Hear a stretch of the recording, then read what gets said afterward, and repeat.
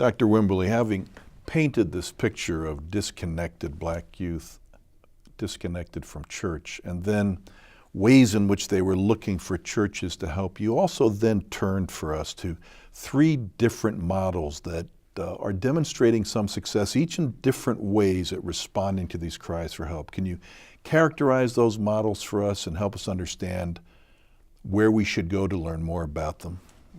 Certainly, there are a number of churches who are really doing well in reaching disconnected youth. There are so many more that need to do so.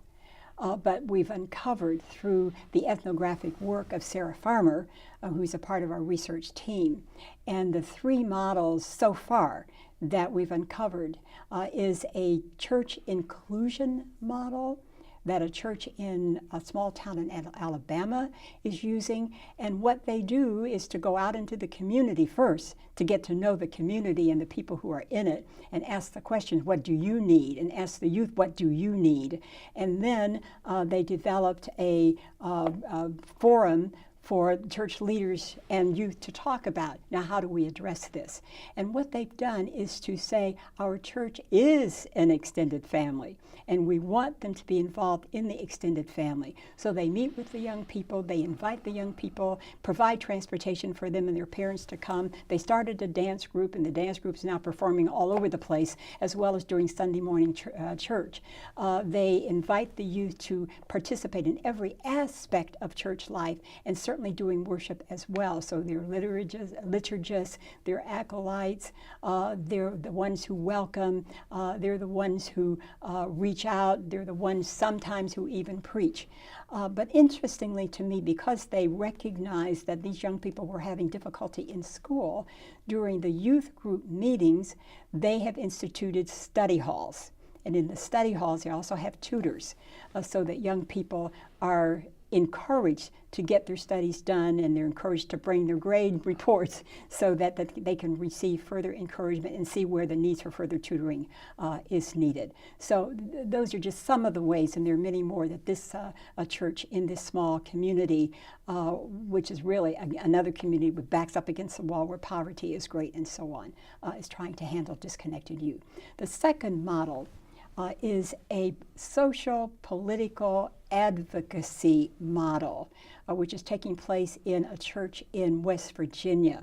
And they developed a corporation, actually, in which they have housing to house persons who have difficulty in getting affordable housing, and also where different kinds of programs for those in detention, or in the juvenile justice system, those without jobs, those who need empowerment, those who need help with schooling, and those who need assistance with drug abuse, and so on, can take place.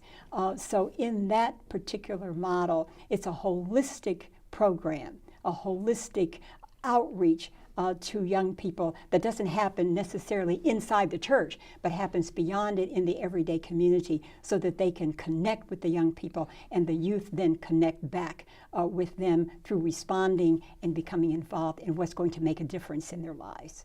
The third model is an advocacy one, but it's also what we might call an accompaniment model. And this takes place in a community in Northern California. And in this model, the emphasis is on collaborating with the police department with youth who are at risk or in the criminal justice, the juvenile justice system, or in detention centers. And these, the pastor is assigned a youth or youth with whom he literally walks through court proceedings, attends with them at detention centers, who has prayer with them, who challenges them, and who supports them and says things are going to be different, but here's what I expect of you. So the accompaniment model is an important one with our young people today, because we heard in the study so many youth saying there's nobody that we can go to. And in fact, what was astounding in the study was the number of youth, over 50%, who when asked, who do you go for help, said, nobody. So these models are critical in reaching these youth who say, I don't have anybody to go to. These are churches that say, we know you're out there and we're going to you where you are.